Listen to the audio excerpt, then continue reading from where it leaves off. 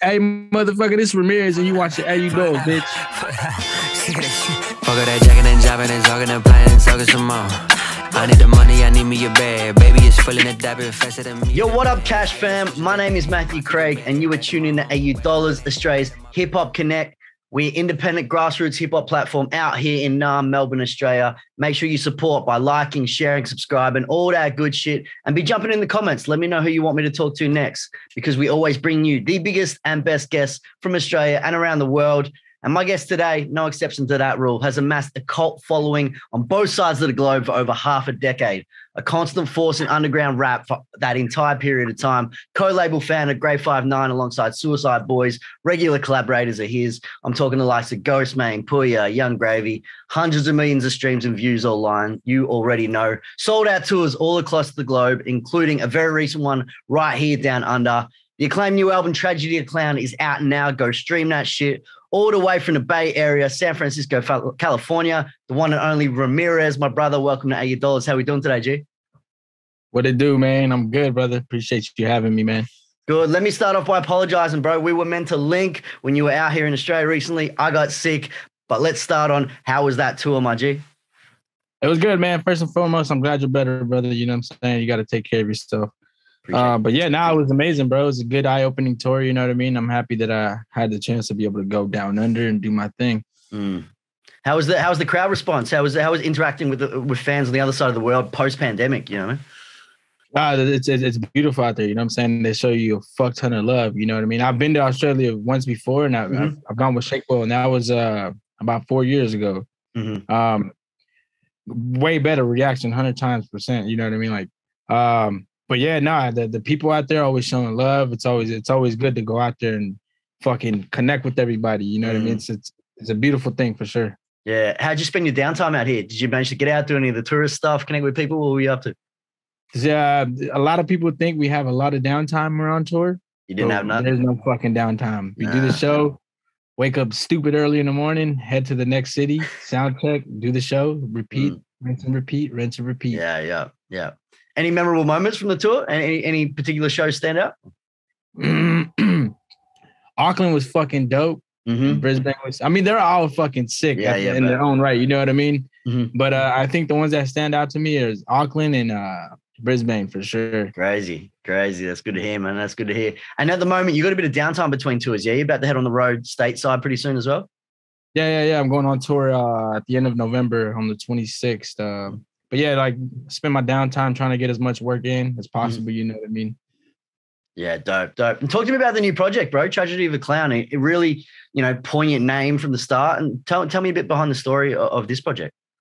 Well, I took a good brief pause from making music. It was about 1.5 2 years, and I was dealing with a lot of internal situations and a lot of internal problems. I was going through rehab, recovery, fighting my addiction and whatnot. So this project is pretty much like me trying to figure out my passion and my love for music again. You know what I mean? And the reason behind the title is because we look at clowns as sort of figures where they're supposed to entertain these people. They're supposed to make people happy. You know what I mean? I'm an entertainer at the end of the day. I'm a rapper. I do music, but at the same time, you know what I mean? All the people see is the entertainer. They don't see the tears that a clown cries at the end of the day. You know what I mean? Yeah. So that's the reason behind the name. Yeah, it's powerful. But were there moments along that journey where you realized that this was going to be something you'd be able to turn into art? I mean, as an artist, you try to figure out any way you can express yourself in what you love doing. You know what I mean? Like any bad situation, any good situation, it's always something that you can mold and make something out of it. You know what I mean? So yeah, of course, like everything that I've gone through, I can look back on and be like, okay, let me take out these things from these situations and be able to try to create from them. What'd you learn about yourself along that journey? Man, you can't trust everybody you come across, and try to not lose your head and not try to get too clouded in your mind, because at the end of the day, what really matters is in front of you, not inside, not up here. Yeah, that's fair. And sonically, what was the intent behind the project? obviously like a pretty poignant, melancholy sort of name, but not necessarily that 100% with the Sonics. What was that direction? Honestly, it was just like I said, it was just trying to find my passion for music again. So it was more of just like going into the studio, trying to figure out what works and what didn't work. And and most of my projects, they're very cohesive. They have like one sound that they tend to. This was more of it's just like, you know what, let me try to maneuver myself in any situation I can get in and try to make something out of them. That's cool. And how'd you fall back in love with music, bro? What are the little moments that capture you that you're like, this is what I'm meant to be doing?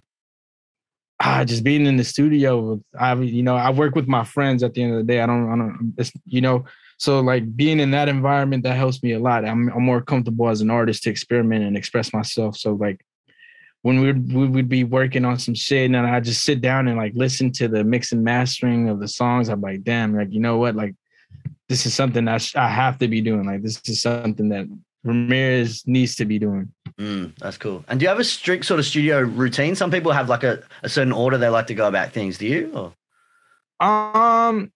Nah, man. I'm fucking free as a bird. You know what I mean? Like cool. I really don't give two shits. You know what I mean? Like as long as we get something done that day, that's all that matters to me. Yeah. Are you someone that gets creative inspiration in the studio? You write in the studio, or do you get shit during the day and then write it down? Or what's your sort of creative process? Me, I'm a big movie lover. I love films. I love cinema. So that's where I get most of my ideas. And then obviously, you know what I mean? Like I grew up in a rough neighborhood. So seeing what I saw as a youth growing up, like obviously, you know, that's seared in my brain. So I take from those moments in life and try to jot them down, like with my, you know, whatever I'm fucking writing with. But I mean, different scenarios, different ideas come from like different places. But most of the time, like most of my ideas come from films. I just love movies. I picture my whole life in a fucking 16:9 fucking. You know what I mean? Yeah, that's dope. That's dope. What have you been watching lately? What's been inspiring you lately? Movies as always. But right now, like, man,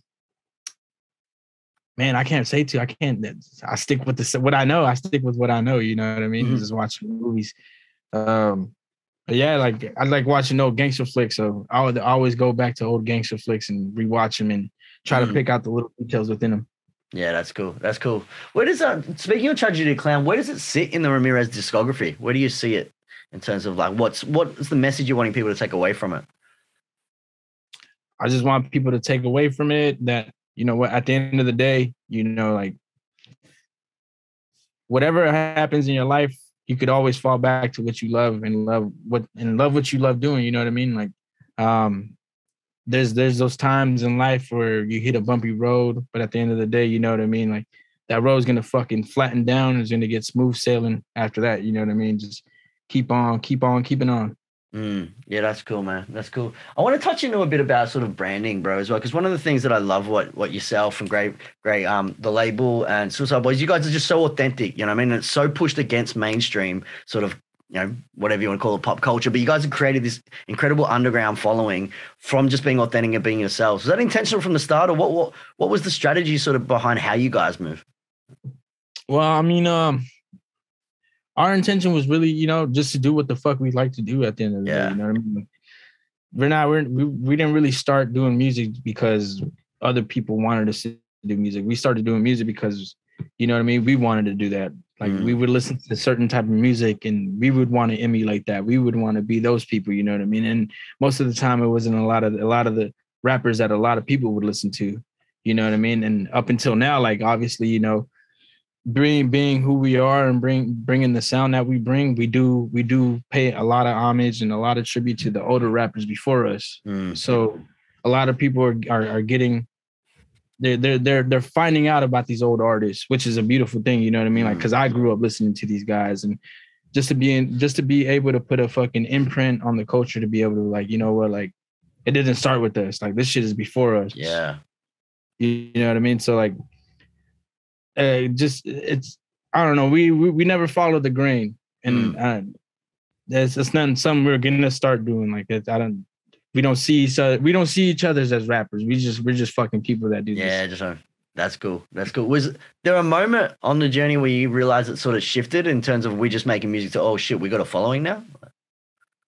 I mean, yeah, I mean, of course, like growing up and like, you know what I mean? I'd always envision myself like, oh, I'm gonna be a rapper. I want to go on tours and stuff. But up until like we started doing, you know, big shows and people like really started buying the merchandise and whatever. Like, you know, like this is the shit that comes with the business of rap. Like that started opening our eyes, you know what I mean? Because it's a real cutthroat game, so you have to be cutthroat as well. But at the same time, like it's dope to be able to do this because a lot of people can't do this. A lot of people try to do it, but they don't achieve it. You know what I mean?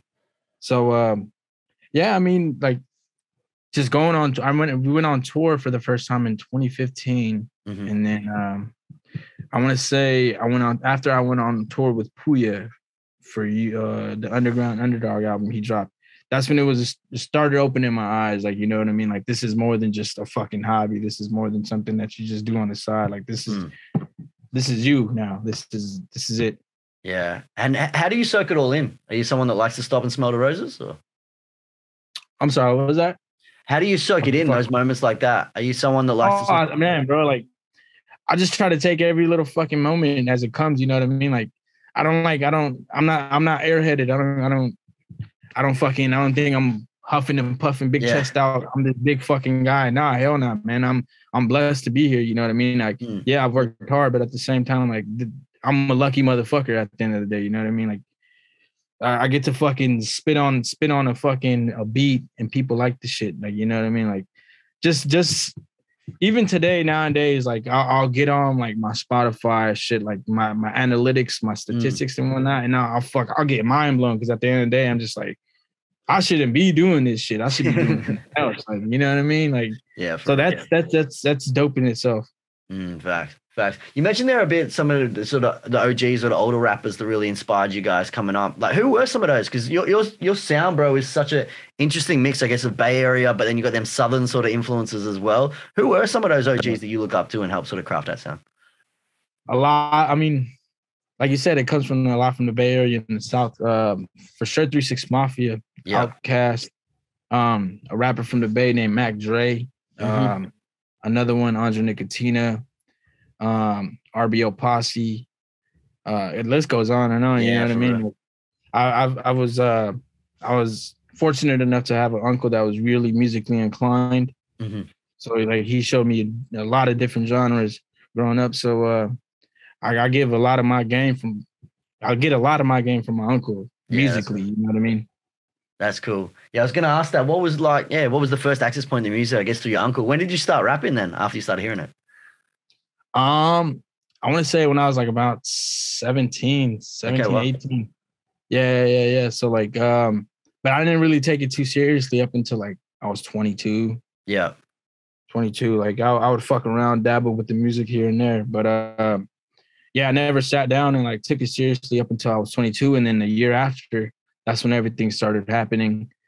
And we're booking shows. The music was moving a little better, and we met everybody that I know now. Like, you know, like, yeah, like I don't know, man. It's been a crazy journey for sure. Yeah, that's cool. What was the original dream when you were a kid? I guess, you know, growing up in a rough neighborhood, mixed Latino kid in the Bay. What was the vision? Where did you ever see this sort of thing happening, or how did you predict the future would go? Nah, man. Like, I mean, like I said, like when I was younger, I would dream. It was just a fucking dream. You know what I mean? It was just something that I'd fantasize about every day, or you know what I mean? So, like, where I come from, like a lot of the people either become drug dealers, they become drug addicts, they become pimps, they become gangbangers. Yeah. They become, you know, a part of the community. Some bad, some good. You know what I mean? So, I was just fortunate enough to find my way out of it. You know what I mean? Put myself in a situation where I can help those back home and help people that are living there now to see a better future. That's real. And now that I guess you've reached these kind of cool heights, what's the future look like? How big's the ceiling, or what are the dreams for the future? And the ceiling goes up until I fall down, until I make myself fall down. Yeah, you know what I mean? So I can reach as high as I want, you know what I mean? But it all falls on me at the end of the day. Yeah, that's powerful. That's power. I like that. I like that. Well, let's slide into the money minute, my man. I want to have a bit of fun. I'm going to throw some quick questions at you. You hit me with the first answer that pops in your head, yeah?